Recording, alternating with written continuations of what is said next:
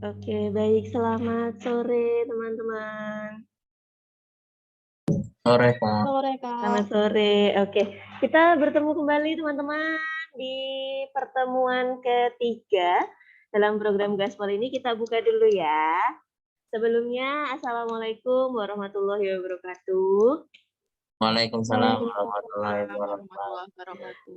Oke, bagaimana kabarnya, teman-teman? Alhamdulillah baik, Kak. Alhamdulillah baik ya. Oke, saya mohon izin untuk membuka masker ya, teman-teman ya.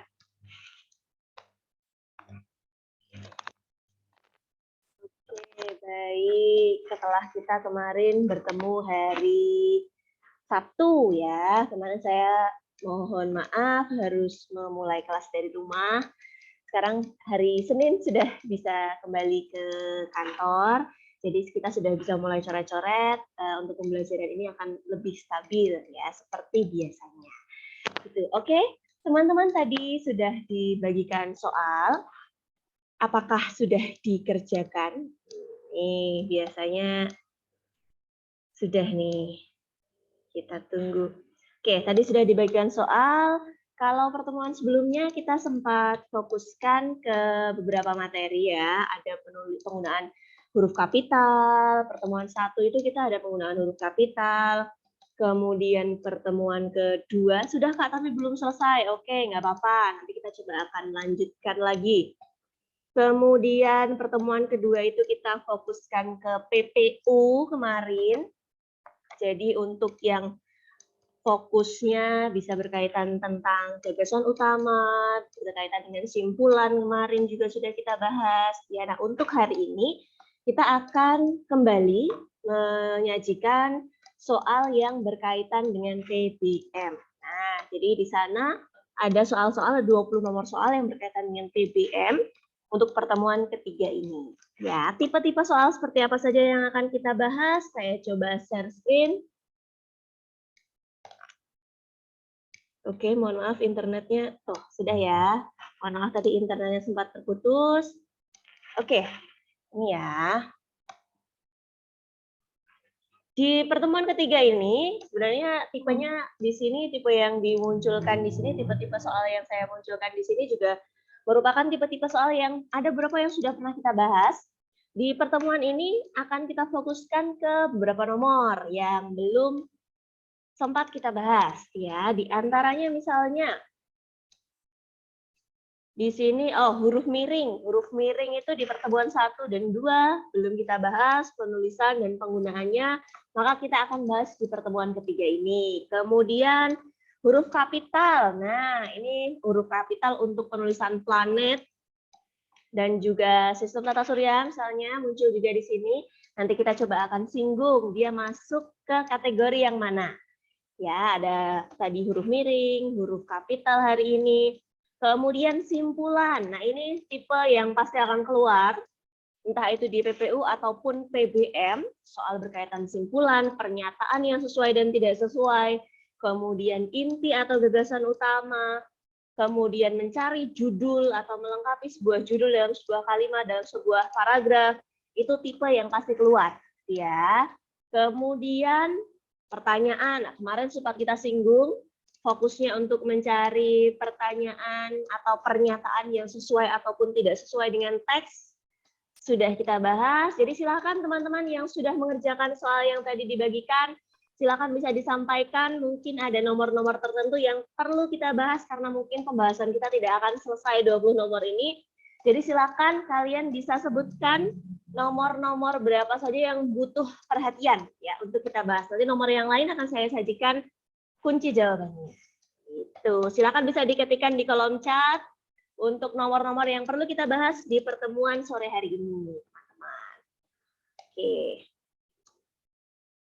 Silakan yang sudah mengerjakan mungkin kok nomor ini susah banget ya. Silakan bisa disampaikan. Nanti kita akan bahas di nomor-nomor tersebut. Ya, sinonim, antonim, ya, atau penggunaan kata beribuan. Oh, ada nomor 5, Akbar Maulana. Nomor 1, Ai. Oke, baru nomor 1 nih Ai ini. Udah mengalami kesulitan. Kita coba nanti cermati. Ada 1, 5. Ayo, nomor berapa lagi? Silakan bisa diketikkan. 1 itu tentang apakah? Kalau 5 simpulan. Oke. 5 tentang simpulan. Kemudian 1, 3 juga ada huruf miring. Oke, huruf miring kita juga akan coba bahas nanti berkaitan dengan karena ada PUEB terbaru, jadi kutipan PUEB terbaru itu muncul juga. Nanti kita coba akan singgung penulisan huruf miring dari PUEB tahun 2015, kemudian para ahli yang berusaha untuk merevisi atau membantah di tahun 2017, juga ada PUEB salinan yang dikeluarkan tahun 2021. Ya, PUEB yang terbaru, nanti kita coba akan singgung. Oke, sudah ada beberapa nomor di sini yang masuk, teman-teman. Silakan diperhatikan, mungkin ada nomor-nomor yang kalian maksud di sini. 1, ada 2, 3, 5, 8, 12, 9 sampai 12. Oke, kita mulai dari nomor 1. Ya. Nomor 1. Nah, ini tipe yang juga bisa dipastikan akan keluar berkaitan dengan penggunaan kata berimbuhan atau disebut juga dengan kata bentukan. Kata berimbuhan, ini kalian bisa menemukan istilah kata berimbuhan, bisa juga kadang penyebutannya sebagai kata bentukan atau bentukan kata. Oke, jadi kata bentukan itu kata yang sudah mengalami proses perubahan. Ya, bisa dia sudah mendapatkan bentuk pengulangan atau dalam hal ini adalah kata ulang. Bisa juga dia sudah mengalami proses imbuhan, artinya dia sudah mendapatkan prefix atau awalan, dia sudah mendapatkan akhiran, atau dia sudah mendapatkan sisipan di tengah. Ya, bisa juga dia sudah menjadi bagian dari bentuk terikat.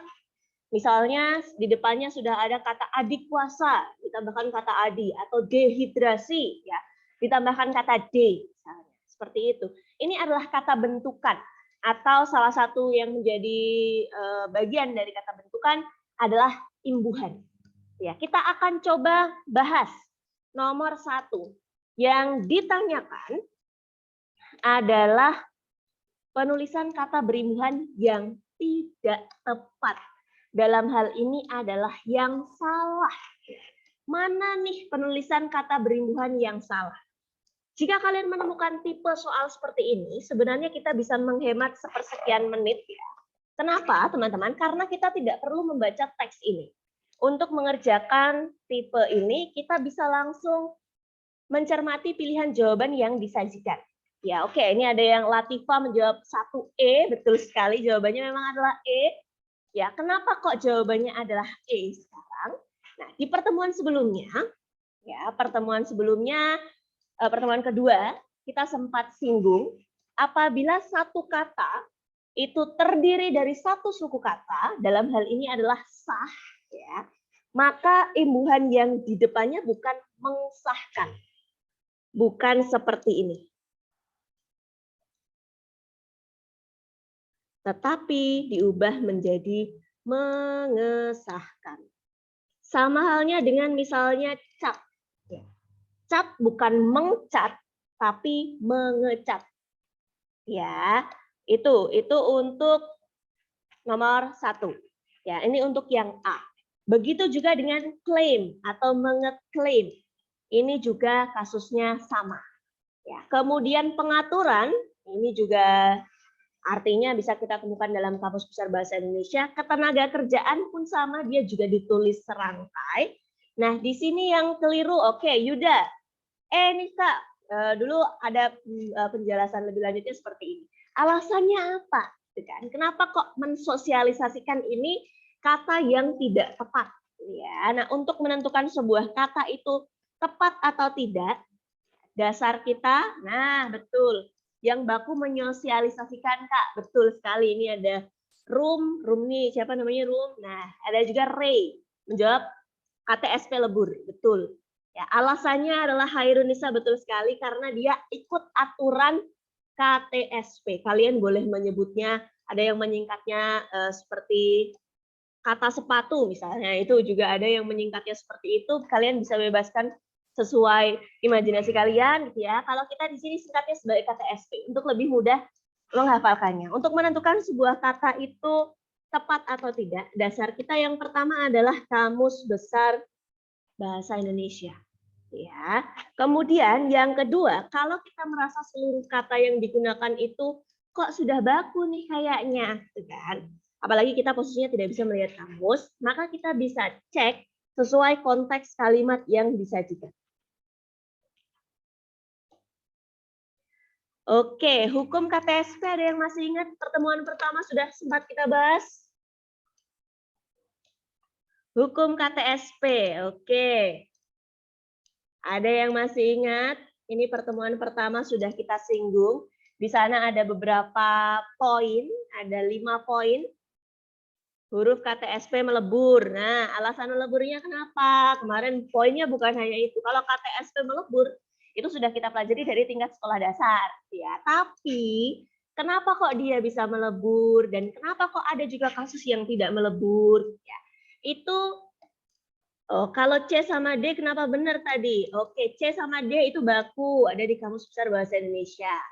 Ya, kita akan coba analisis yang mensosialisasikan menggunakan hukum KTSP.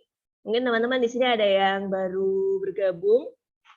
Kita akan coba tuliskan di sini aturan berkaitan dengan hukum KTSP.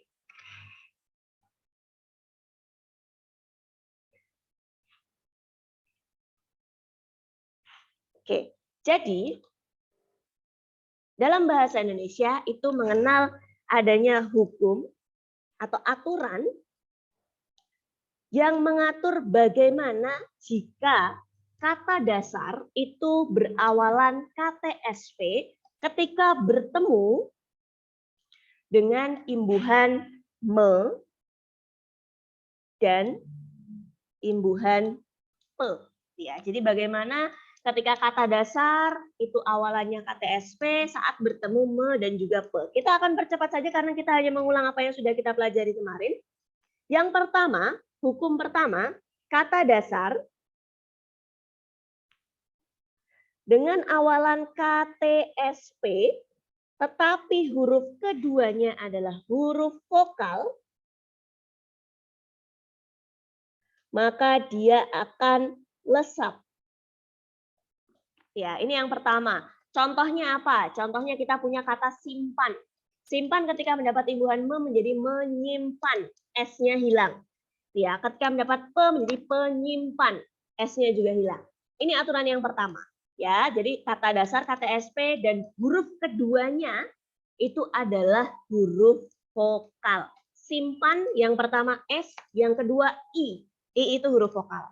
Ya, ini aturan yang pertama.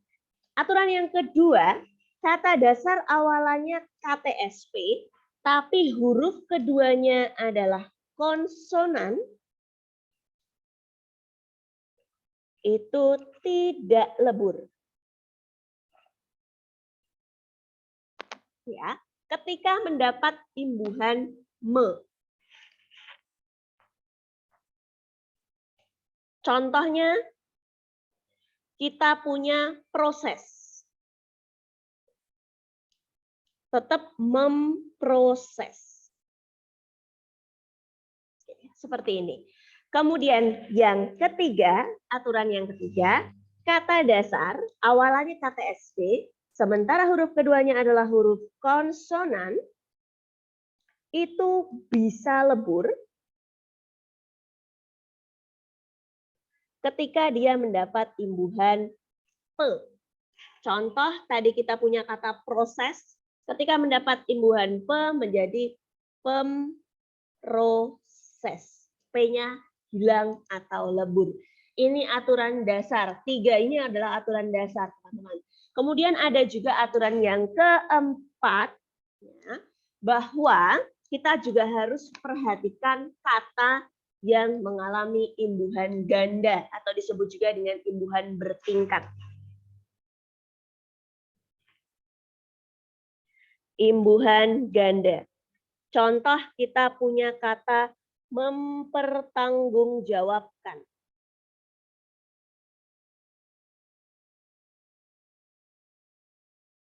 Atau memperoleh misalnya. Nah, kita harus perhatikan kata dasarnya apa. Oh, kata dasarnya adalah tanggung jawab. Maka, sebentar, internetnya tidak stabil. Oh, sudah ya. Silakan nanti kalau misalnya internetnya terputus dan lain sebagainya, kalian bisa sampaikan di kolom chat, teman-teman.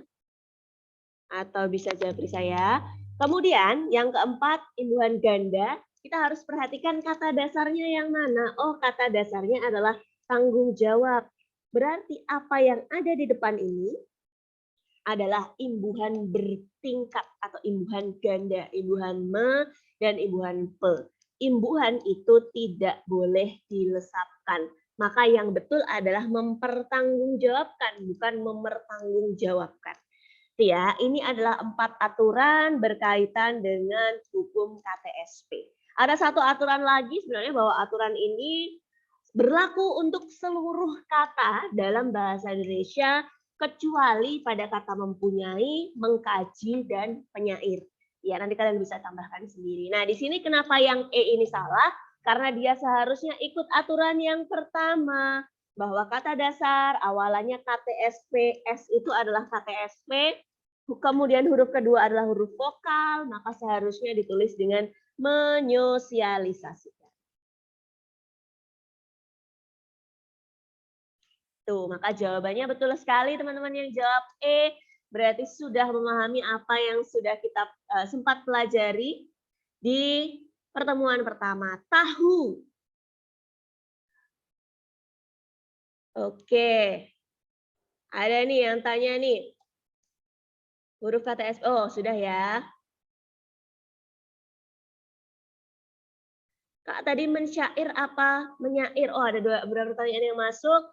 Di antaranya ini ada mensyair apa menyair. Oke, baik. Untuk membuktikannya, teman-teman bisa cek di Kamus Besar Bahasa Indonesia. Nah, tadi kata syair, penyair, mensyair itu termasuk ke dalam bagian pengecualian. Ya, jadi kalian bisa membuktikannya di Kamus Besar Bahasa Indonesia. Kenapa kok dia masuk ke dalam pengecualian? Karena adanya kebiasaan yang sudah terjadi di masyarakat. Jadi untuk kata-kata ini dikecualikan. Kita coba bisa buktikan di Kamus Besar Bahasa Indonesia.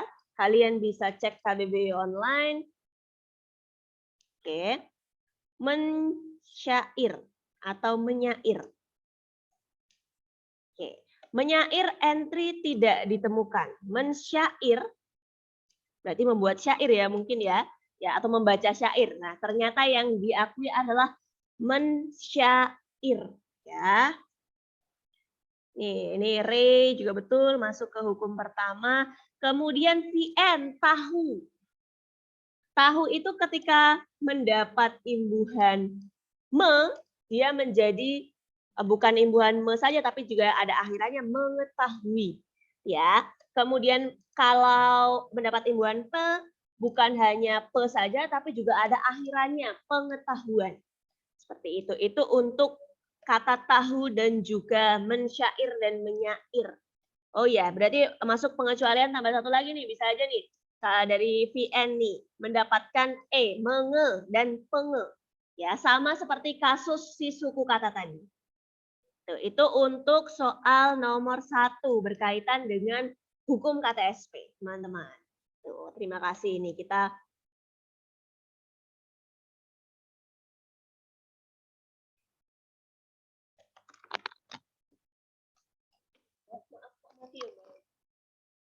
Mas, ini sama Mas siapa tadi, Mbak? Oh iya.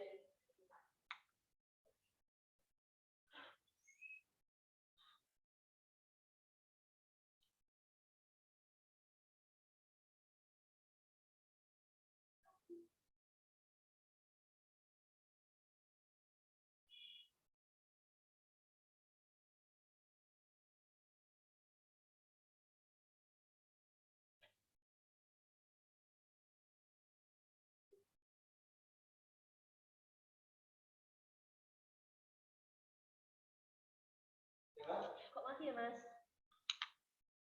Enggak mau join lagi.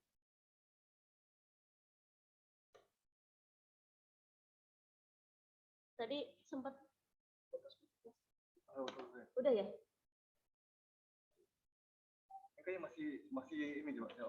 Halo teman-teman. Apakah sudah stabil sinyalnya teman-teman? Kak, Oh, sudah. sudah. Kak. Main, Kak. Oke, sip.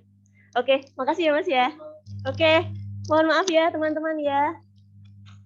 Tadi sempat terputus jaringannya.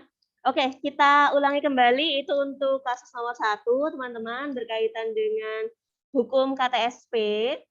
Ya, mohon maaf. Nanti silakan bisa disampaikan lagi kalau misalnya jaringannya terputus lagi karena tidak stabil ini sepertinya. Oke, kita lanjutkan kembali.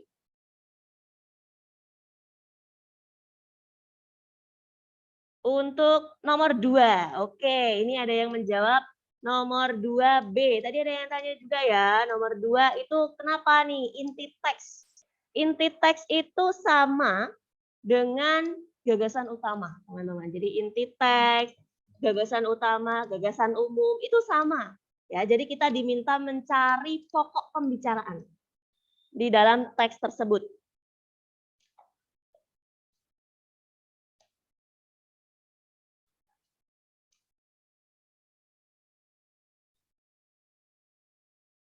Ya, inti teks, pokok pembicaraan ya sama dengan gagasan utama.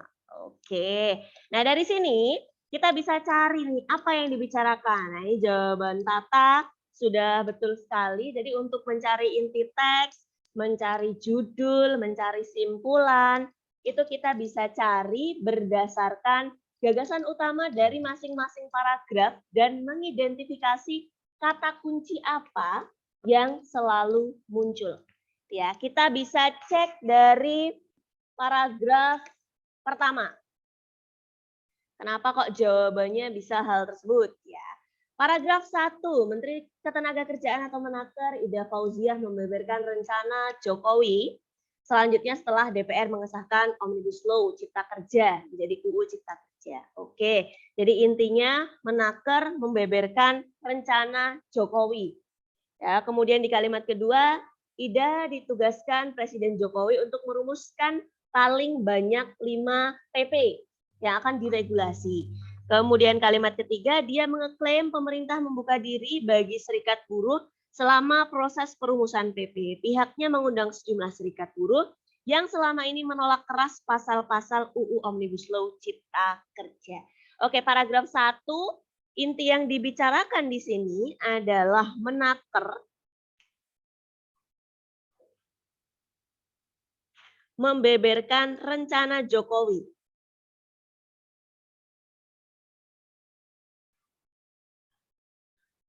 Terkait apa? Terkait langkah ya Jokowi setelah pengesahan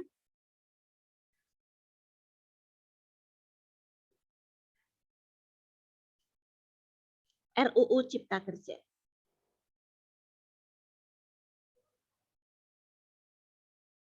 Oke, kemudian kita ke paragraf kedua.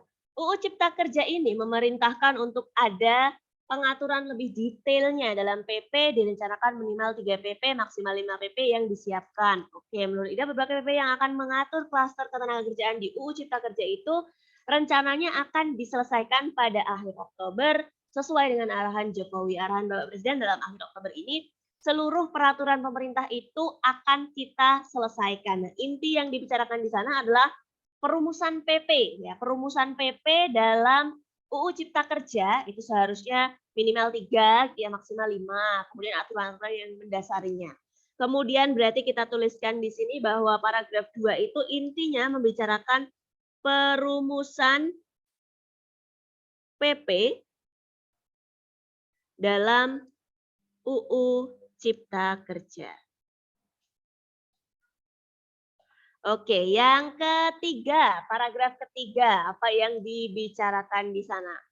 Oke, pembuatan PP Klaster Ketenagakerjaan akan melibatkan seluruh pemangku kepentingan. Oke, intinya itu ya, antara siapa di sini akan dilibatkan serikat buruh dan dunia usaha diwakili oleh Kamar Dagang dan Industri Indonesia. Ida meminta bantuan untuk menyampaikan hasil sosialisasi kepada serikat pekerja dan dunia usaha. Menurut Ida saat ini banyak simpang siur. Oke, jadi tujuannya mereka kerjasama itu untuk mensosialisasikan atau menyosialisasikan terkait isi dari UU Cipta Kerja. Berarti di paragraf ketiga ini intinya adalah pembuatan PP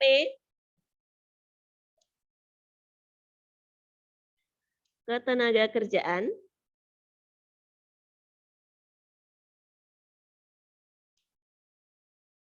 melibatkan beberapa pemangku kepentingan.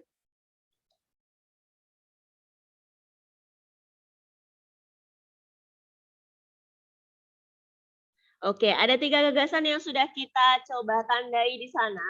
Kemudian dari sana, teman-teman, kita bisa mengidentifikasi kata kunci apa yang selalu muncul di sana, ya, sehingga kita bisa merumuskan gagasan utama atau inti dari teks tersebut. Kalau kata kunci yang pertama yang bisa kita identifikasi di sana, pertama ada perumusan, ya. Inti dari teks ini adalah ngomongin perumusan tentang PP sebenarnya. Setelah Cipta Kerja ini ada dan nantinya akan disahkan, selanjutnya adalah mengatur PP, ya, atau peraturan presiden terkait dengan hal tersebut. Gitu. Maka ini perumusan PP, pembuatan PP, ini yang harus kita munculkan dalam inti teks yang nanti akan kita cari di pilihan jawaban. Kemudian kata kunci apa juga yang akan muncul di sini, yaitu adalah Cipta Kerja. Ya, jadi PP ini dibuat setelah adanya UU Cipta Kerja. Ya, maka kita harus membuat kata kunci tersebut muncul di inti yang kita pilih. Kalau yang A, simpang siur UU Cipta Kerja, di sini tidak ada simpang siur. Simpang siur itu artinya ada perbedaan persepsi ya antara satu pihak dengan pihak yang lain.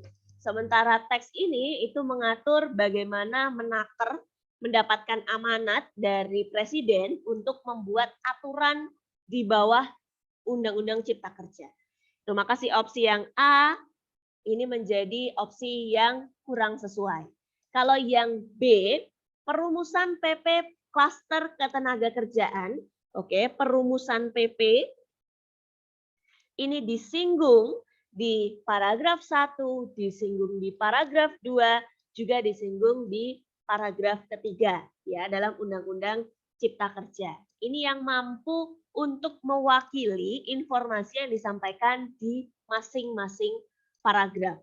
Sementara yang C, distorsi informasi tentang UU Cipta Kerja, klaster ketenaga kerjaan. Distorsi. Distorsi itu apa? Kita bisa cari di Kamus Besar Bahasa Indonesia. Teman-teman, silakan bisa sambil mencari atau membuktikannya di KBBI. Distorsi. Distorsi informasi misalnya, itu terkait pemutarbalikan suatu fakta atau aturan. Apakah di sini ada unsur pemutarbalikan fakta atau aturan? Tidak, maka dia kurang sesuai juga. Kemudian yang D, rencana Jokowi terkait UU Omnibus Law. Kalau rencana Jokowi itu disinggungnya di paragraf 1, maka dia juga belum mewakili. Kalau yang E, Menteri Ketenagakerjaan Ida Fauziah membeberkan rencana Presiden, ini juga paragraf 1. Maka yang mampu mewakili paragraf 1, 2, dan 3 dalam teks tersebut adalah opsi B untuk nomor 2. Maka betul sekali teman-teman yang menjawab nomor 2, Tata dan teman-teman, jawabannya adalah B untuk soal nomor 2. Nah, kita lanjutkan ke soal nomor 3. Adakah tadi yang bertanya nomor 3? Oh, ada Hanum. Oke, kita akan masuk ke soal nomor 3. Bagian yang seharusnya ditulis menggunakan huruf miring dalam teks tersebut. Nah, berkaitan dengan aturan penulisan huruf miring ini, teman-teman yang mungkin sempat ikut di kelas bimbel di pertemuan terakhir kita, di pertemuan ke-13 kita, maka akan menemukan di sana adanya perbedaan-perbedaan dari PUEB tahun 2015, 2017, dan juga tahun yang terbaru yaitu 2021. Kenapa? Ya, jadi dasar dalam kita belajar bahasa Indonesia itu kita punya KBBI dan kita juga punya PUEB, Pedoman Umum Ejaan Bahasa Indonesia. Sementara PUEB, teman-teman, ini dikeluarkan tahun 2015. Yang terakhir ya, sebelum yang 2021 itu 2015. Kemudian di tahun 2017, ini beberapa ahli sempat menyanggah apa yang terdapat dalam Pedoman Umum Ejaan Bahasa Indonesia yang dikeluarkan tahun 2015. Apa isi sanggahannya? Yaitu huruf miring yang ditulis menggunakan huruf miring itu ada film, ada juga sinetron, ada juga acara TV, itu seharusnya ditulis miring. Tapi di PUEB dia menggunakan tanda petik. Di sini nanti akan coba kita bandingkan. Kemudian di 2021, apa yang disampaikan di 2015 diperkuat di sini. Oke, warnanya sama. Di 2021, dia memperkuat apa yang ada di 2015. Ya, artinya pendapat ahli di 2017 itu kurang diperhatikan di 2021. Ya, kita akan coba lihat apa sajakah yang harus mendapatkan huruf miring dari aturan di PUEB pada tahun 2021. Ya, saya akan coba tampilkan materi sekilas berkaitan dengan penulisan huruf miring.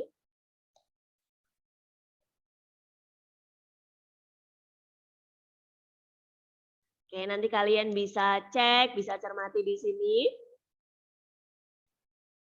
Berkaitan, oh ada yang sudah menjawab 3B, Kak. Nah, udah paham nih berarti nih. Kita coba akan cek huruf miring. Kalau kapital jelas ya, kita sudah sempat singgung di pertemuan perdana kita. Apa sajakah yang harus ditulis dengan huruf miring? Mana nih? Jauh kali.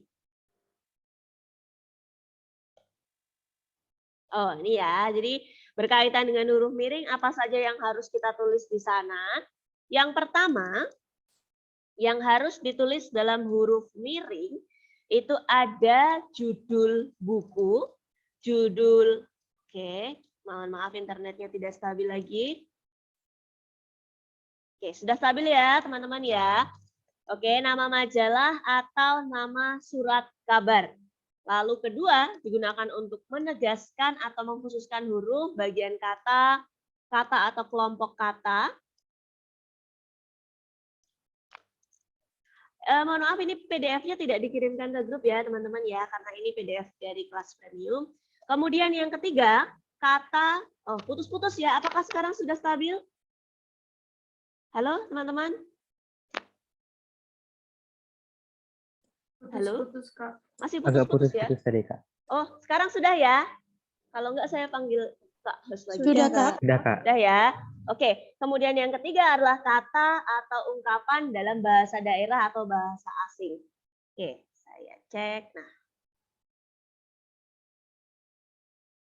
Oke, ini adalah 3 aturan yang muncul dalam PUEB tahun 2017 yang sudah mendapatkan masukan dari beberapa ahli, teman-teman. Di sana mengatakan bahwa film itu harusnya ditulis dengan huruf miring. Sebenarnya yang menjadi perdebatan adalah film ini.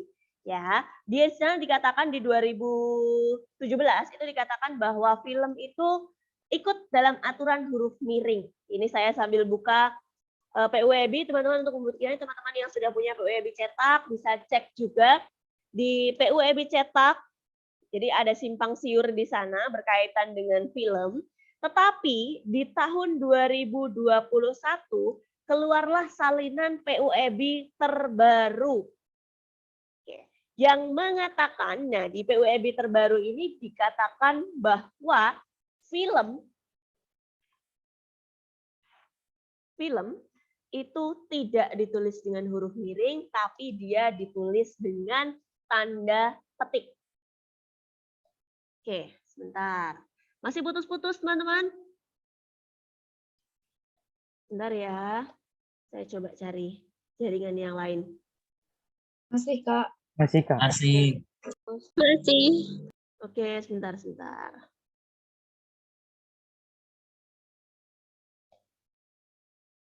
Mungkin kita akan terputus sebentar ya, saya ganti jaringannya dulu.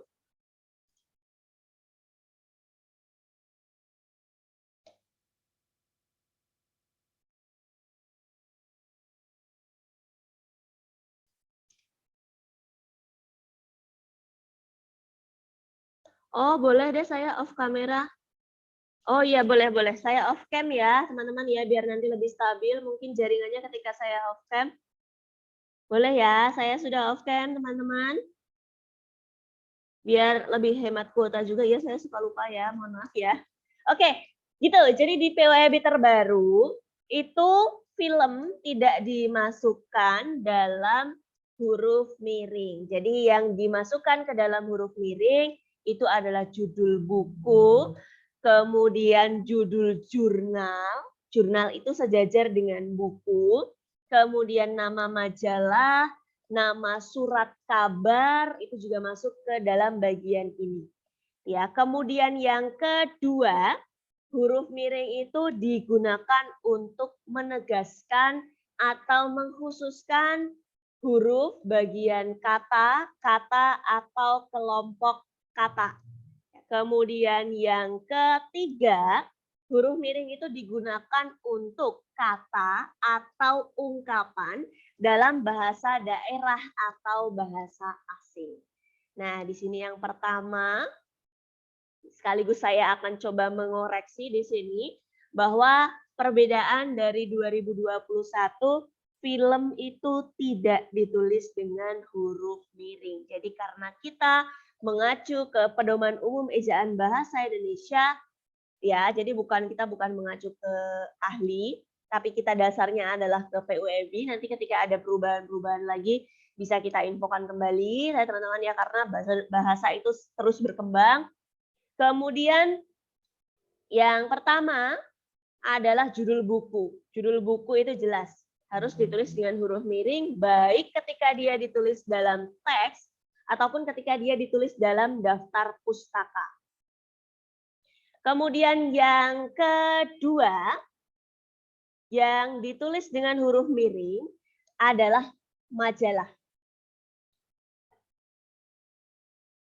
Iya, kita ikut yang sekarang, Kak Yanti, betul sekali. Kita ikut aturan yang terbaru. Ini saya sebenarnya sudah share kemarin aturan terbarunya di kelas kemarin ya. Salinan PUEB-nya sudah saya bagikan, nanti boleh saya kirimkan link teman-teman, jadi kalian bisa cek salinan PUEB yang terbaru. Di sana ada, kalian bisa cek yang lebih rinci ya. Jadi materi-materi yang saya buat, PDF yang saya buat ini sebenarnya saya ambilnya dari sana.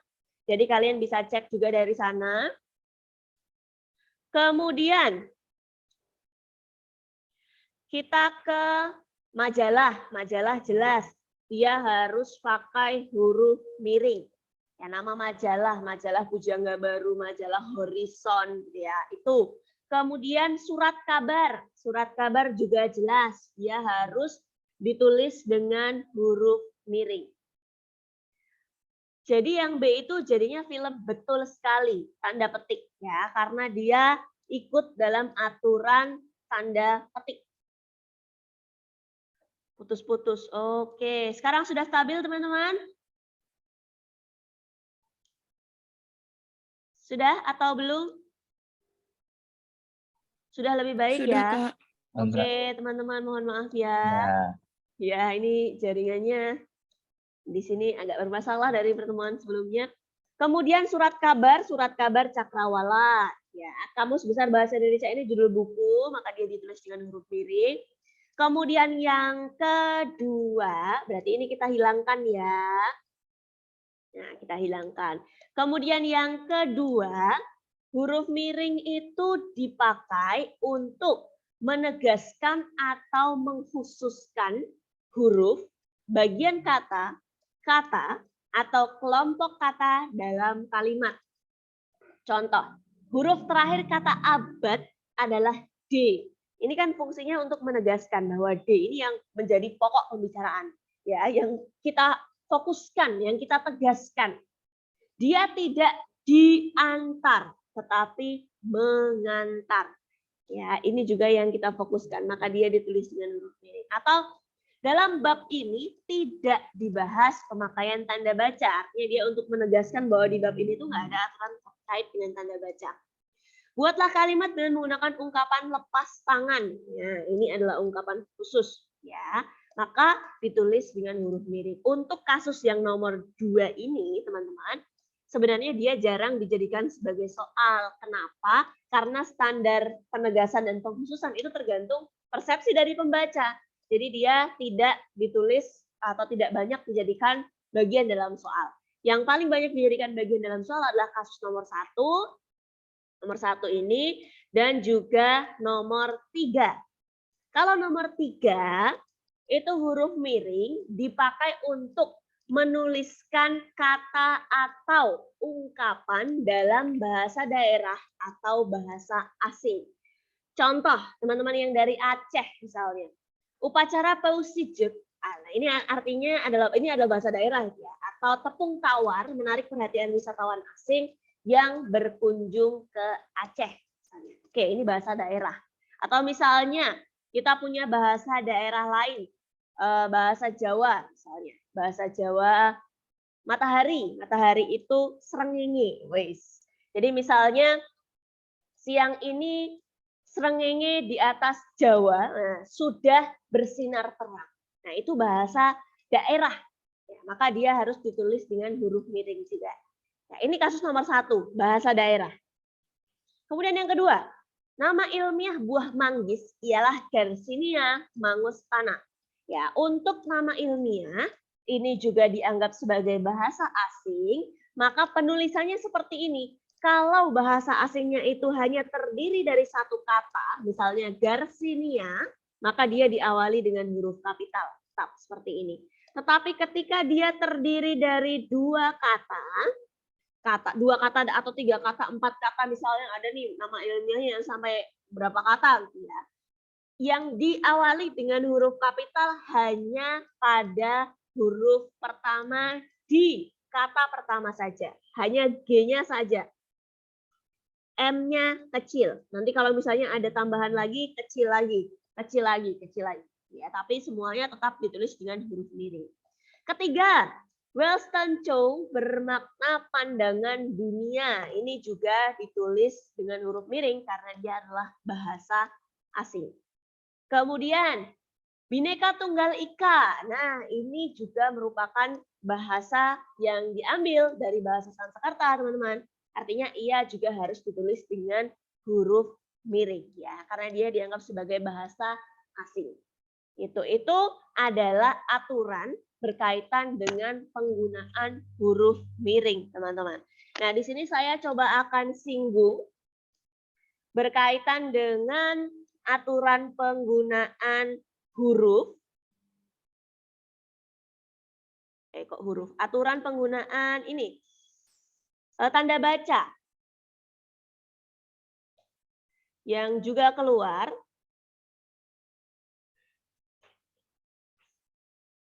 dan dibandingkan gitu ya. Jadi tanda baca, tanda petik itu sering dibandingkan dengan huruf kapital, huruf miring, sorry. Kita akan coba cari tanda petik.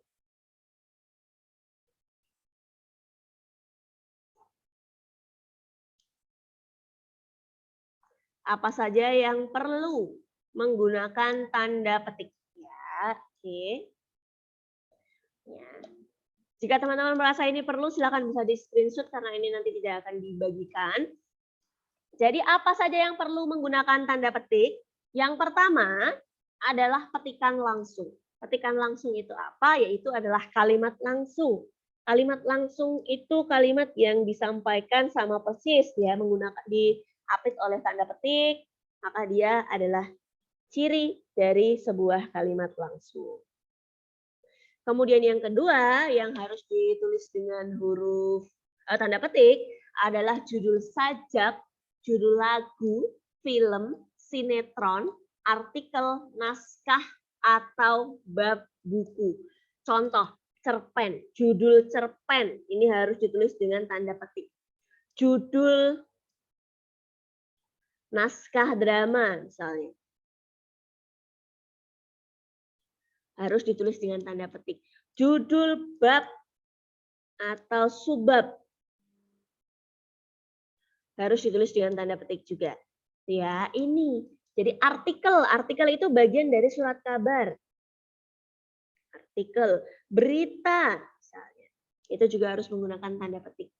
Ya, kemudian yang berikutnya, tanda petik itu digunakan untuk mengapit istilah ilmiah yang kurang dikenal atau kata yang punya arti khusus. Contoh. Nah, yang pertama dulu kita singgung. Tanda petik dipakai untuk mengapit petikan langsung yang berasal dari pembicaraan, naskah, atau bahan tertulis lainnya. Yang contohnya, misalnya kita punya merdeka atau mati, seru Bung Tomo dalam pidatonya. Nah, penulisan kalimat langsung diperhatikan teman-teman. Kalau ada tanda baca seru atau tanda baca tanya atau tanda baca titik, maka tanda bacanya dulu atau koma aja misalnya, maka tanda bacanya dulu baru tanda petik, baru diakhiri. Seru Bung Tomo dalam pidatonya. Ya, S-nya kecil. Kemudian ada lagi misalnya kerjakan tugas ini sekarang, kalimat perintah, perintah atasannya. Besok akan dibahas dalam rapat. Nah, ini juga diperkenankan untuk kasus seperti ini. Ini sisipannya ada di tengah seperti ini, boleh. Ya. Kalau kalimatnya itu masih berlanjut, maka di sini koma. Tapi karena ini di sini sudah diakhiri, maka sudah selesai. Ini. Kemudian yang berikutnya adalah dari bahan tertulis lain, misalnya menurut pasal 31 Undang-Undang Dasar Negara Republik Indonesia tahun 1945, setiap warga negara berhak memperoleh pendidikan. Ini adalah kutipan yang diambil dari undang-undang, penulisannya seperti ini. Yaitu untuk kasus nomor 1. Tanda petik dipakai untuk mengapit petikan langsung. Yang kedua, nah ini teman-teman. Tanda petik yang paling banyak dijadikan soal ya, nomor 1, nomor 2 itu banyak dijadikan soal. Tanda petik dipakai untuk mengapit judul sajak, lagu, film, sinetron, artikel, naskah, atau bab buku yang dipakai dalam sebuah kalimat. Contoh, sajak pahlawanku ya, terdapat pada halaman 125 buku itu misalnya. Atau mari kita menyanyikan lagu Maju Tak Gentar. Itu dia menggunakan tanda petik. Lalu ada lagi, saya sedang membaca peningkatan mutu daya ungkap bahasa Indonesia dalam buku ini. Ya, berarti ini adalah judul bab ditulis dengan tanda petik, judul bukunya ditulis dengan huruf miring. Ya, itu. Jadi bagian yang lebih kecil itu ditulis dengan tanda petik. Nah, unsur yang lebih besar misalnya buku, di dalam buku itu ada bab, maka dia ditulis dengan huruf miring. Kemudian judul jurnal itu juga pakai huruf miring, judul surat kabar, judul majalah itu juga ditulis dengan huruf miring. Bagiannya kalau dalam buku itu ada bab, itu ditulis dengan tanda petik. Kalau dalam jurnal itu ada artikel, dia ditulis dengan tanda petik. Di dalam majalah itu ada biasanya ada artikel-artikel juga, itu juga tanda petik. Di dalam surat kabar ada berita, dia juga ditulis dengan tanda petik. Judul makalah juga sama, kasusnya dia juga ditulis dengan tanda petik seperti ini. Ya, itu untuk aturan kedua, penulisan tanda petik. Kita ke aturan ketiga. Tanda petik itu dipakai untuk mengapit istilah ilmiah yang kurang dikenal atau kata yang mempunyai arti khusus. Contoh, tetikus. Tetikus komputer ini sudah tidak berfungsi. Tetikus itu sama halnya dengan mouse. Ya, jadi karena istilah yang paling kita pahami adalah mouse, ini adalah istilah ilmiah yang kurang kita kenal. Bukan tikus, tapi artinya adalah mouse. Maka dia menggunakan tanda petik sebagai arti bahwa oh kata ini tuh kurang dikenal. Tuh, bukan tikus maksudnya, tapi adalah mouse. Kemudian ada juga kata yang punya arti khusus, misalnya dilarang memberikan amplop kepada petugas. Amplop ini maksudnya adalah suap.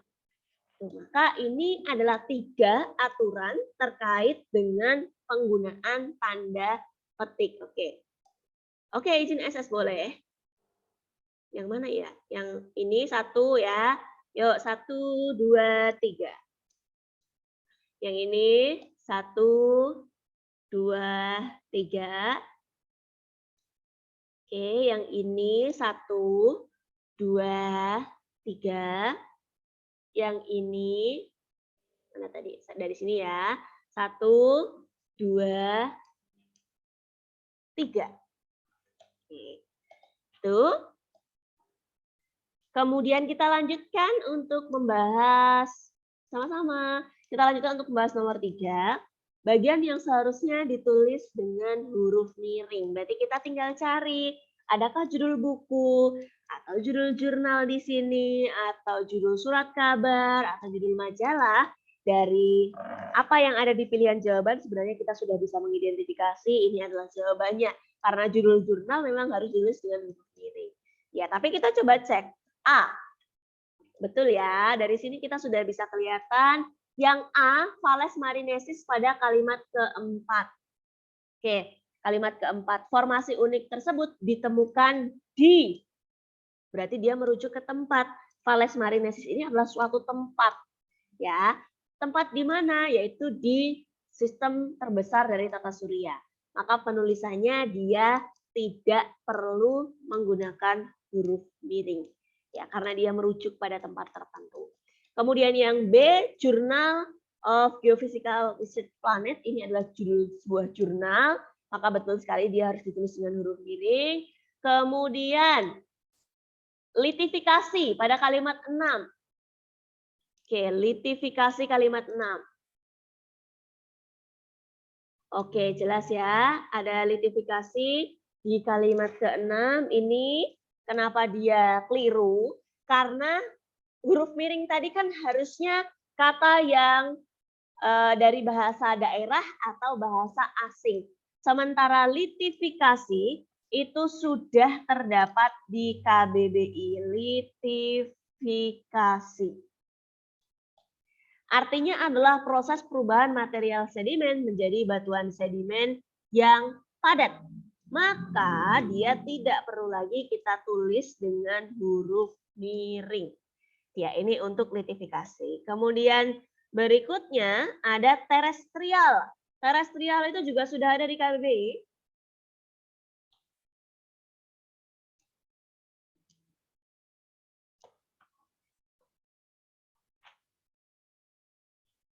Terestrial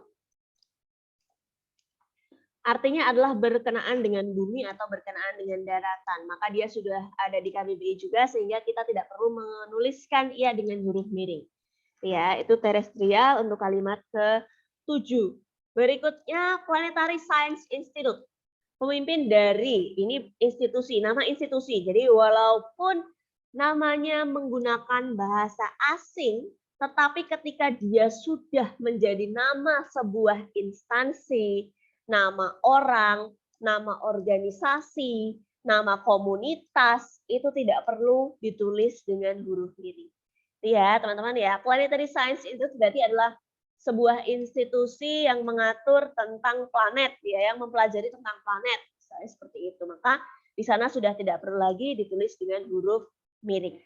Itu karena ini masuk ke dalam pengecualian dari penggunaan huruf miring. Kita coba cek pengecualiannya. Nah, oke, di sini sudah muncul teman-teman ada beberapa catatan. Yang pertama berkaitan dengan huruf miring, nama diri, ya bisa nama orang, bisa nama lembaga, nama organisasi, walaupun dia menggunakan bahasa asing atau bahasa daerah, itu tidak ditulis dengan huruf miring. Ini yang paling banyak mengecoh teman-teman. Jadi ada yang bilang nih, misalnya mau nulis teman-teman yang cita-citanya di kuliah di UI misalnya, Indonesian University, misalnya ditulisnya seperti itu. Oh, university itu kan bahasa asing, Kak, berarti dia ditulis dengan huruf miring. Tidak.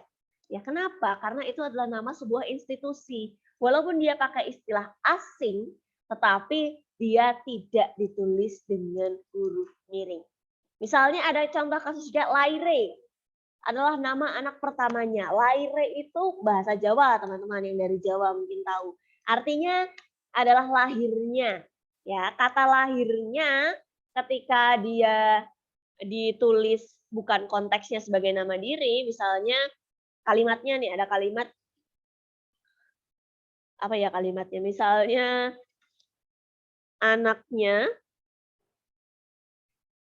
lahir ya, lahir hari Senin misalnya. Nah, ketika katanya ini digunakan dalam konteks kalimat yang bukan sebagai nama diri, dia tidak ditulis dengan dia ditulis dengan huruf miring, sorry. Tapi ketika dia menjadi nama, jadi nama anaknya itu Laire, dia tidak ditulis dengan huruf miring.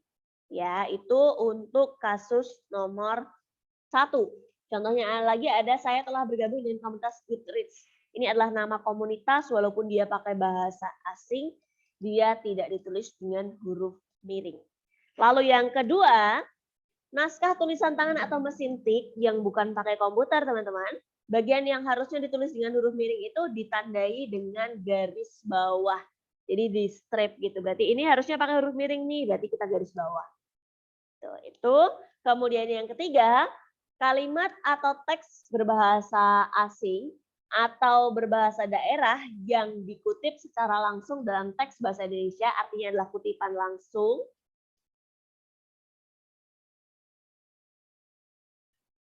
Itu ditulis dengan huruf miring. Gitu. Jadi ada 3 pengecualian ini, 3 catatan ini untuk penulisan dalam bahasa Indonesia berkaitan dengan huruf miring. Kalau tulisan tangan nggak boleh ditulis miring, Kak. Gini, kalau tulisan tangan kan ada nih orang yang tulisan tangannya emang dasarnya miring, atau ada orang yang tulisan tangannya tegak, gitu kan. Maka untuk membedakan, oh ini harusnya pakai huruf miring dan ini tidak, adalah menggunakan garis bawah. Tuh, misalnya, oh ini ada judul buku nih, misalnya saya nulis buku. Saya membaca buku kupu-kupu misalnya. Misalnya saya punya judul seperti ini, saya membaca buku kupu-kupu misalnya.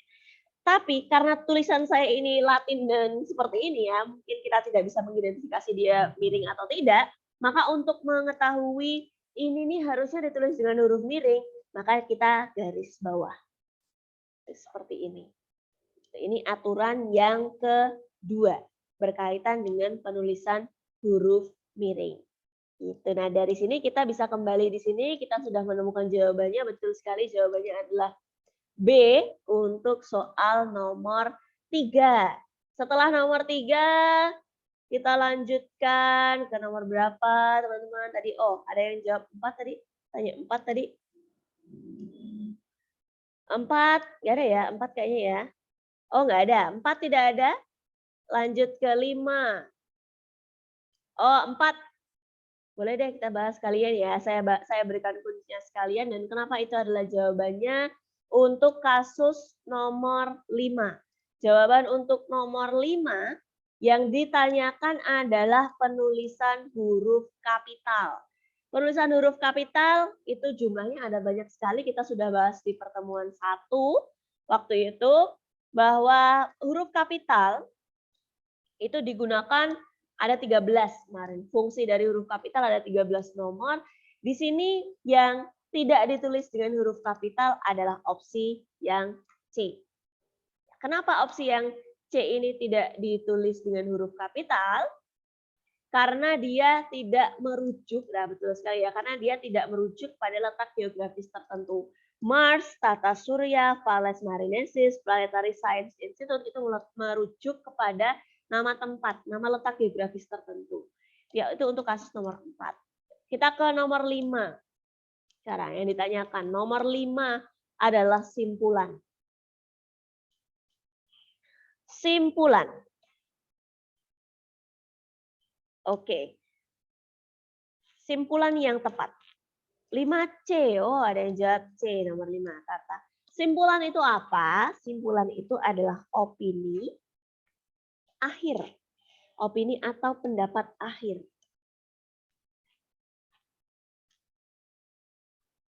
Dari penulis terkait gagasan dalam teks.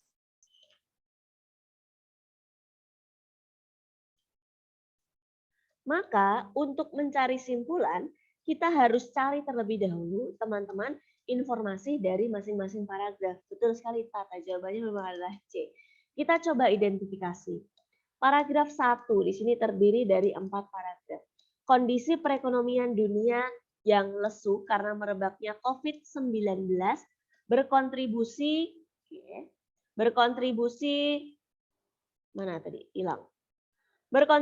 terhadap meningkatnya angka kemiskinan.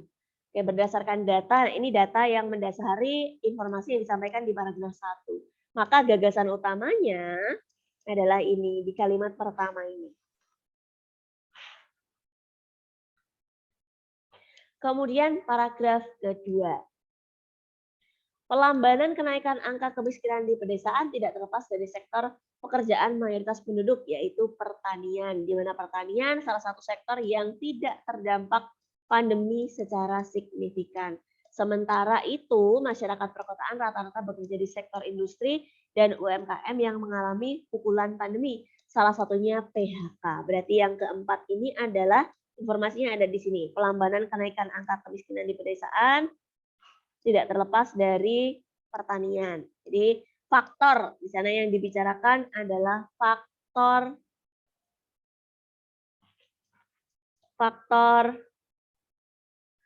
pelambanan kemiskinan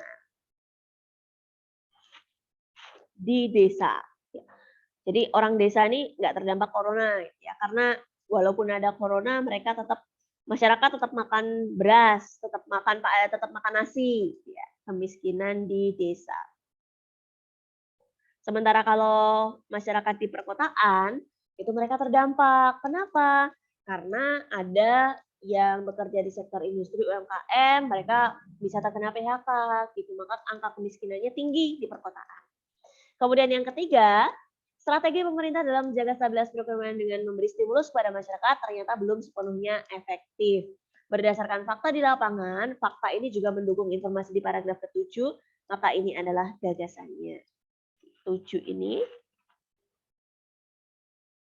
intinya strategi masyarakat itu belum efektif. Kemudian yang keempat, paragraf keempat beberapa hal perlu mendapat perhatian. Oke, ini berarti kaitannya dengan solusi ya. Solusi mengatasi masalah. Apa solusinya? Solusinya ada 1, 2, 3, ada lagi? Nah, ada 3 hal di sini. Solusi mengatasi masalah kemiskinan. Nah, dari sini kita bisa simpulkan apa informasi yang sesuai. Paragraf 1 kita sudah garis bawahi, 2 sudah, 3 sudah, 4 kita juga sudah rumuskan. Dari sini kata kunci apa yang selalu muncul yang bisa kita gunakan untuk menentukan simpulan? Yang pertama, jelas semuanya ngomongin tentang kemiskinan.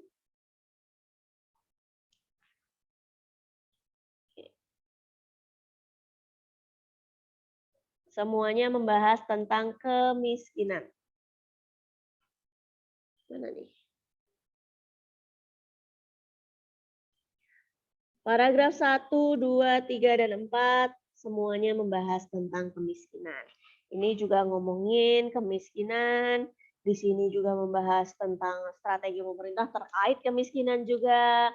Kemudian di paragraf keempat juga membahas solusi tentang kemiskinan juga, mengatasi masalah kemiskinan juga. Maka kata kunci kemiskinan itu harus kita munculkan dalam teks yang kita simpulkan.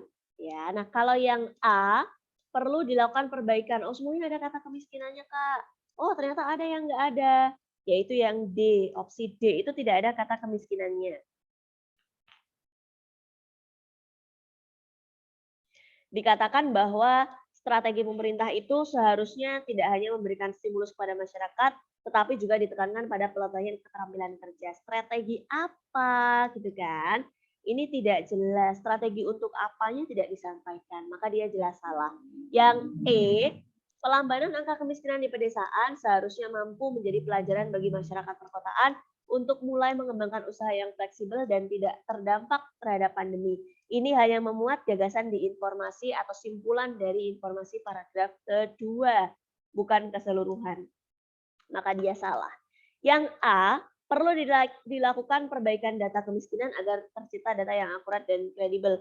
Perbaikan data kemiskinan bukan datanya yang diperbaiki, tapi kemiskinannya yang dikurangi harusnya. Untuk menciptakan data yang akurat dan kredibel berarti bukan perbaikan data, tapi perbaikan pada proses untuk menciptakan hasil seharusnya. Yang B, meningkatnya angka kemiskinan disebabkan oleh kondisi perekonomian yang lesu akibat COVID-19 yang melanda dunia. Ini juga belum mewakili keseluruhan karena dia masih berupa pernyataan yang sesuai dengan teks di paragraf pertama. Nah, jawabannya betul sekali, ini adalah C.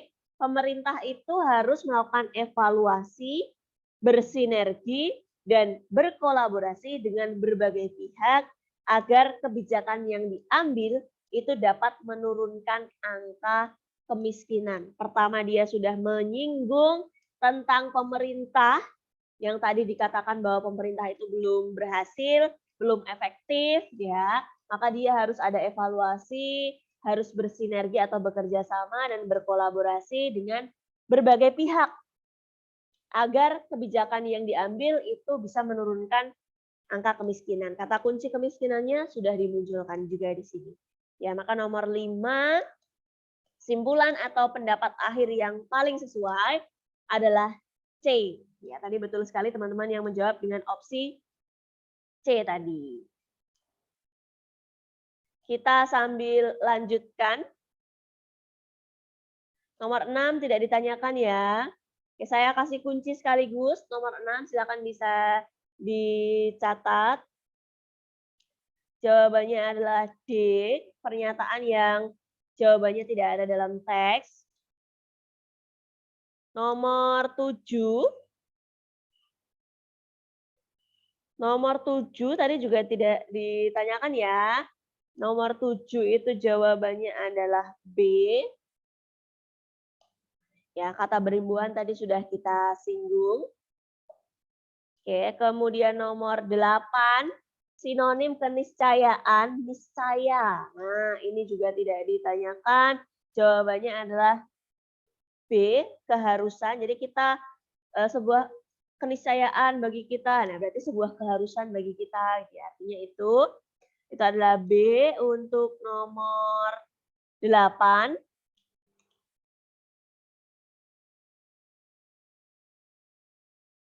Nomor 9, ini yang ditanyakan. Nah, ini masih sama ya. Nomor 9 ini mencari inti teks 9 sampai 12, ini tadi ditanyakan. Inti teks berarti gagasan juga. Kita harus identifikasi paragraf 1 ngomongin apa, paragraf 2 ngomongin apa, paragraf 3 ngomongin apa.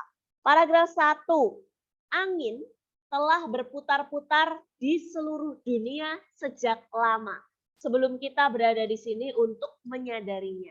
Ia mendesir di luar jendela Anda, menumbangkan pepohonan dan mengaduk-aduk badai yang dapat merenggut topi Anda langsung dari kepala dan mengirimkannya terbang di udara. Apa yang membuat angin bertiup, entah itu angin sepoi-sepoi atau embusan angin topan, semuanya terdukung oleh matahari. Tapi bagaimana angin bertiup di jalan Anda dapat didorong oleh sesuatu yang begitu jauh, hanya membutuhkan 8 menit bagi sinar matahari untuk bergerak dari matahari ke permukaan bumi. Ketika sampai di sini, sinarnya menghangat. Oke, paragraf 1 ini intinya adalah angin telah berputar-putar di seluruh dunia.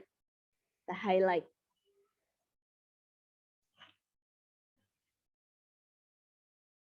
Sejak lama ya, sama ya, sejak lama.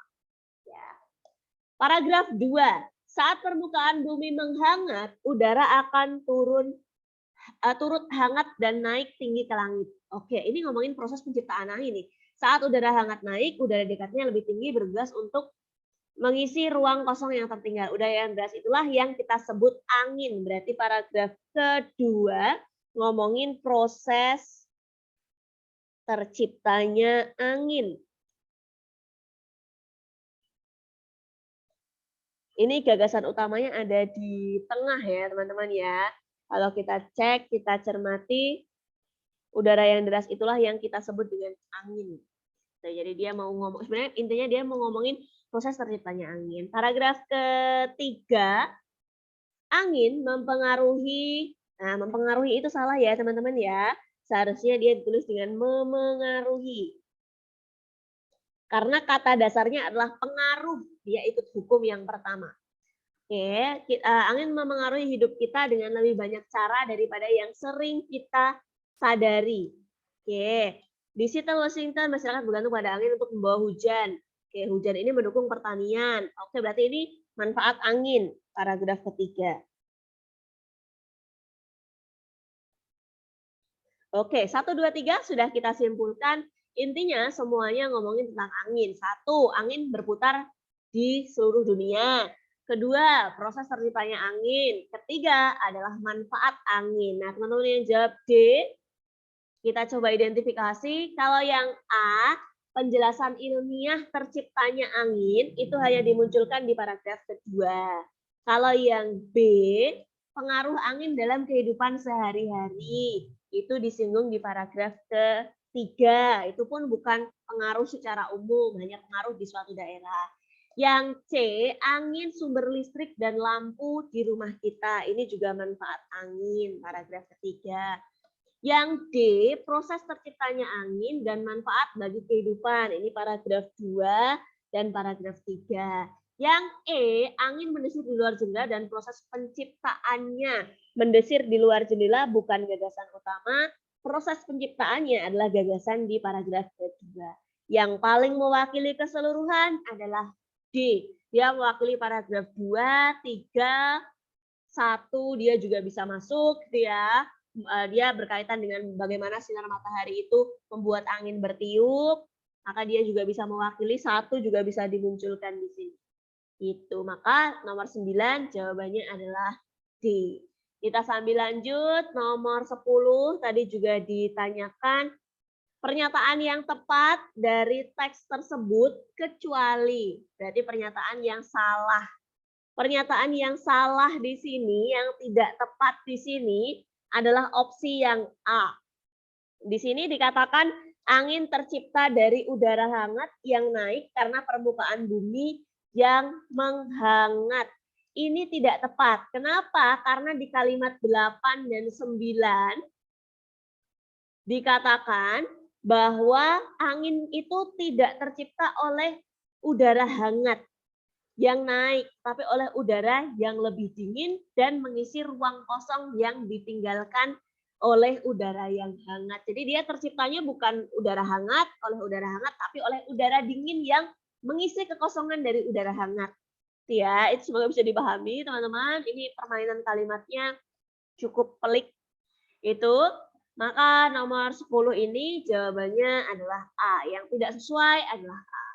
Kita lanjutkan nomor 11. Di bawah ini yang bukan termasuk sinonim kata spiral. Oke, spiral kalimat 12. Mana yang tidak termasuk kata spiral di kalimat ke-12? Oke, ada berapa di sini yang menjawab? Oke, Kak Riki menjawab dengan E, spiral. Kalimatnya nih bunyinya apa nih? Ini mengecoh banget nih. 12. Jika kondisinya tepat, gaya Coriolis membungkus angin menjadi spiral badai raksasa dan tertiup ke seluruh dunia. Sebenarnya teman-teman, untuk kasus ini kita bisa mempelajarinya dari berbagai pilihan jawaban yang disajikan. Jadi dari pilihan jawaban yang disajikan ini sebenarnya ada pola. Ada pola yang mirip. Contoh, lilit. Lilit itu kan sama dengan dililit, dipilin, itu sama ya. Jadi intinya dia dibuat seperti apa ya? Contohnya kayak rantai. Ya, contoh ini kayak dipilin gitu ya, kayak dililit gitu ya. Itu maka dia pasti bukan jawabannya. Karena dia mirip, pasti dia bukan jawabannya. Ya, pintal. Nah, ada yang tanya idas. Idas itu silakan bisa dicari di Kamus Besar Bahasa Indonesia, teman-teman yang sudah punya kamus. Dipintal. Nah, pintal, idas kita cari. Idas itu sama dengan pilin. Nah, betul ya, Kak Riki, idas itu sama dengan pilin. Maka kalau idas sama dengan pilin kan di sini sudah jelas. Idas berarti tidak bisa kita jadikan jawaban juga. Oke, kalau pintal. Pintal, teman-teman.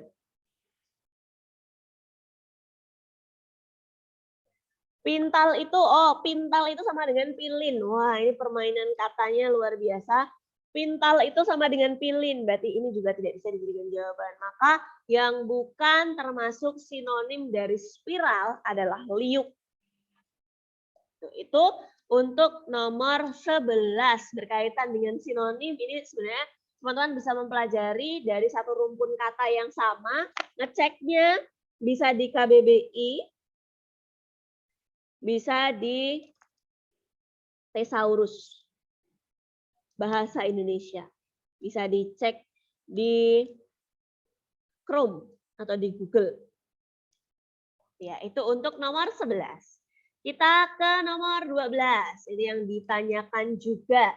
Penggunaan kata berimbuhan yang salah. Yang salah itu artinya yang tidak baku. Mana ini yang tidak baku? Jelas sekali. Pertama, ada yang jelas salah nih ya. Mempengaruhi. Tadi sudah kita identifikasi, dia ikut hukum KTSP, harusnya mempengaruhi. Yang kedua, berhembus. Yang baku itu embus, maka harusnya berembus, bukan berhembus. Maka ini juga salah. Ada lagi yang salah? Belum ada. Sekarang kita identifikasi, betul sekali Kak Hanum jawabannya D. Terdukung kalimat 4, kenapa dia salah terdukung? Padahal di KBBI harusnya ada nih. Entah itu angin sepoi-sepoi atau embusan angin topan, semuanya terdukung oleh matahari. Ya, betul sekali, semuanya didukung. Terdukung maknanya bisa tidak sengaja didukung, ya, atau dapat didukung. Ini kurang efektif, harusnya langsung aja didukung oleh matahari. Jadi embusan angin itu didukung oleh matahari, bukan terdukung oleh matahari. Ya, terdukung maknanya adalah tidak sengaja didukung. Itu maka betul sekali nomor 12 jawabannya adalah D. Berhembus itu Kak VN, yang baku itu embus. Bukan hembus. Maka ketika berhembus itu keliru, harusnya berembus. Ya, silakan dicek nih. Kalau ada di KBBI berarti benar. Berembus. Ada ya, berembus ya teman-teman ya. Artinya adalah bertiup. Kalau saya munculkan KBBI muncul ya teman-teman ya. Muncul, Kak. Muncul ya. Oke, ada pertanyaan lagi yang masuk? Kak, kalau pertanyaan kata berimbuhan yang salah itu apa-apa aja yang dilihat? Penempatan katanya juga atau tidak? Betul. Jadi kalau kita menemukan soal berkaitan dengan satu, kata yang salah atau imbuhan yang salah atau kata bentukan yang salah, kita hanya bisa mengidentifikasinya dengan dua cara. Cara yang pertama, cek dari kebakuan. Kebakuan dilihat dari mana? Dari KBBI. 1. 2, mengecek kata yang salah atau tidak itu bisa juga kita identifikasi dari konteks kalimat. Tadi untuk kasus berhembus dan mempengaruhi itu kita gunakan cara yang pertama, yaitu hukum KTSP tadi. Mempengaruhi hukum KTSP, berembus itu tidak baku karena yang baku adalah embus. Ya, kemudian terdukung ini baku tapi tidak sesuai dengan konteks kalimat. maka dia ikut aturan yang itu. Ya, jadi bisa kita tinjau penggunaan kata berimbauan yang salah itu dengan dua cara, kebakuan dan konteks kalimat. Kebakuan dilihat dari KBBI, tapi kalau kondisi kita tidak bisa lihat kamus, salah satunya kita bisa gunakan hukum KTSP. Tuh, bisa juga kita tinjau dari kata dasarnya apa. Tuh. Itu untuk kasus nomor 12.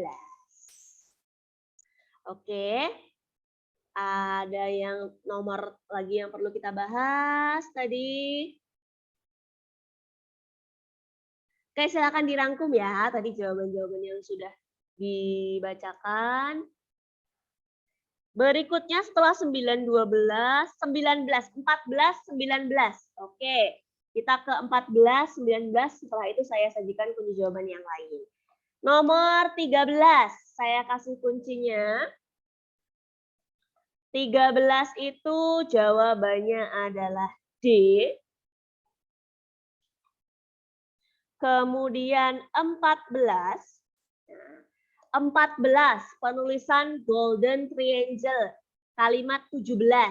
Kalimat 17 ada kata golden triangle. Hibrida teh kopi gajah yang populer dikenal dengan sebutan Black Ivory Coffee pertama kali diproduksi oleh perusahaan eponim. Nama perusahaan, walaupun dia menggunakan bahasa asing, tetapi ini adalah sebuah nama dari foundation, nama sebuah komunitas, nama sebuah lembaga, maka dia seharusnya tidak ditulis dengan huruf miring. Maka dia tidak perlu lagi kita perbaiki. Jawabannya adalah E untuk nomor 14. Ya, 15 sekarang. Nomor 15, penulisan 1,4 juta. 1,4 juta. Penulisan 1,4 juta kita identifikasi di kalimat 20. Oke, kalimat 20 nulis 1,4 juta gimana, Kak? Nulisnya, oke, ditulis tanpa spasi, tanpa titik, dihubungkan seperti ini. Kalau ini pakai spasi salah, pakai spasi salah, pakai spasi salah. Maka jawabannya adalah A yang paling mendekati. Ini seharusnya tidak ditulis dengan miring ya, semuanya ditulis dengan tegak. Nah, ini human error. Ya, harusnya dia semuanya ditulis dengan tegak karena dia tidak ikut aturan tulisan huruf miring.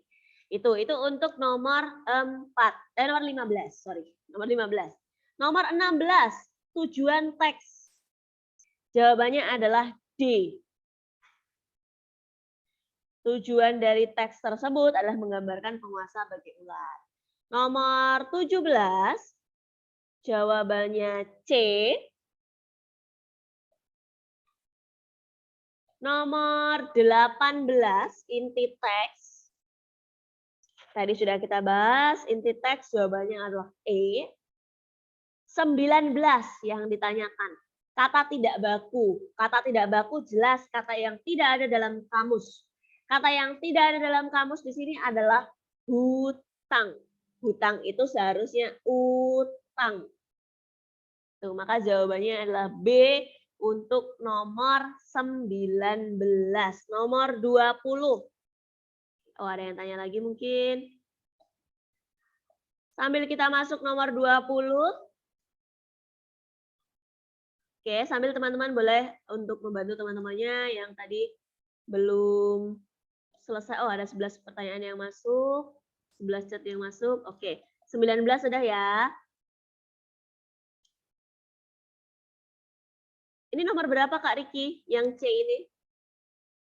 Boleh bahas nomor 7? Boleh. Nomor 20 dulu ya. Nomor 20 ini tadi tidak ditanyakan ternyata. 20 itu jawabannya adalah B. Kita coba identifikasi kenapa 1, 5, dan 8 ini butuh koma.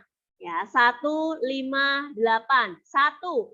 PT Pertamina Persero mempertahankan peringkat investment grade atau BBB dengan prospek stabil dari lembaga pemeringkat dunia Fitch. Nama lembaganya Fitch, maka dia harus pakai koma di sini karena dia adalah frasa Indonesian Risk Positif. Ya, jadi lembaga pemeringkat dunia Fitch, harusnya pakai koma. Ya, kemudian berikutnya nomor 5. Kenapa dia salah? Vice President Corporate Communication Pertamina, koma, ini adalah frasa Indonesia apositif lagi. Fajriah Usman, koma lagi, mengatakan seperti itu. Ini harus koma di sini. Kemudian nomor 8. Nomor 8. Menurut Fajriah, sebagai BUMN, dalam mengelola keuangannya, Pertamina selalu berpegang pada regulasi dan peraturan perundang-undangan, profesionalitas, dan mengedepankan prinsip kehati-hatian. Oke, tadi ya sebenarnya dari pembacaan saya sudah menunjukkan adanya pemenggalan seharusnya. Sebagai BUMN ini koma, harusnya menurut Fajriah sebagai BUMN dalam mengelola keuangannya ini koma lagi. Ya, karena dia adalah keterangan yang diletakkan di awal dari subjek. Ini keterangan, ini juga keterangan. Pertamina ini baru subjeknya. Maka untuk membatasi keterangan-keterangan yang ada di depan subjek harus ada koma. Pertamina subjek selalu berpegang predikat. Gitu. Maka nomor 1, 5, dan 8 betul sekali dia harus pakai koma. Ya, itu nomor 20. Oke, berikutnya tadi ada satu pertanyaan nomor 7, saya jawab dulu ya teman-teman ya untuk nomor 7. Kenapa kok jawabannya itu? Mana tadi? Oh ini ya, penggunaan kata berimbuhan yang salah. Sama, kalau kita mau mengecek kata berimbuhan yang salah, tadi yang pertama dari kebakuan atau kita cek dari KBBI. Kedua, kita cek dari konteks kalimat. Oke, di sini dari aturan ini, adakah yang sudah bisa kita identifikasi? Oh ini benar nih, kita nggak boleh pilih ini. Ada ya. 1, memproduksi. Dari kata dasar produksi. Huruf pertama P, huruf kedua R, huruf konsonan. Maka dia tidak lesap. Betul, ya maka dia jelas bukan jawaban. Kedua, membumikan. Membumikan itu artinya proses untuk membumikan atau mengenalkan sesuatu. Ya, kalian bisa buktikan juga di KBBI, dia juga ada. Maka dia bukan jawabannya. Mengoordinasikan dari kata dasar koordinasi. Huruf pertama K, ikut aturan KTSP. Huruf kedua O, huruf vokal. Maka ketika mendapat imbuhan, dia menjadi mengoordinasikan. K-nya hilang. Betul sekali, maka dia jelas bukan jawabannya. Perdesaan dan pedesaan. Kita buktikan, ini mengecoh, cukup mengecoh. Perdesaan ada, ternyata. Kalau ada, berarti dia benar. Ya. Perdesaan ada, pedesaan ada tidak? Oh, ada, ternyata arti perdesaan dan pedesaan sama. Ya, kemudian pelambanan. Opsi yang B, entry tidak ditemukan. Yang baku adalah perlambanan. Oh, perlambanan juga tidak baku ternyata. Oke, berarti yang baku apa nih? Kita coba cari dari kata dasar lamban. Dari kata dasar lamban, maka yang muncul, oke, yang muncul di sini dari kata dasar lamban itu adalah maknanya dulu ya. Maknanya adalah tidak cekatan. Kemudian makna yang kedua adalah ujung kain zigzag. Nah, di sini kata perlambanan tidak baku seharusnya diganti bukan dengan perlambanan, bukan dengan pelambanan, tapi dengan kata kelambanan. Betulkah kelambanan itu baku? Ya, kelambanan artinya perihal lamban. Ya, maka betul sekali ini tidak ada di Kamus Besar Bahasa Indonesia sehingga itu adalah jawabannya. Gitu. Nah, di sini kita sudah bisa mengeliminasi 3 jawaban. Jadi kalau misalnya capcip-cup nih tinggal A atau B. Ya, teman-teman ya. Itu untuk kasus nomor 7 yang ditanyakan tadi. Oke, teman-teman, itu adalah pembahasan kita, 20 nomor pembahasan kita, dan ada beberapa juga yang belum kita bahas. Untuk rekapnya tadi sudah direkap oleh Ai, terima kasih banyak Ai. Kemudian, ya artinya untuk pertemuan hari ini sudah selesai teman-teman. Sebelum kita akhiri, mungkin ada yang ditanyakan?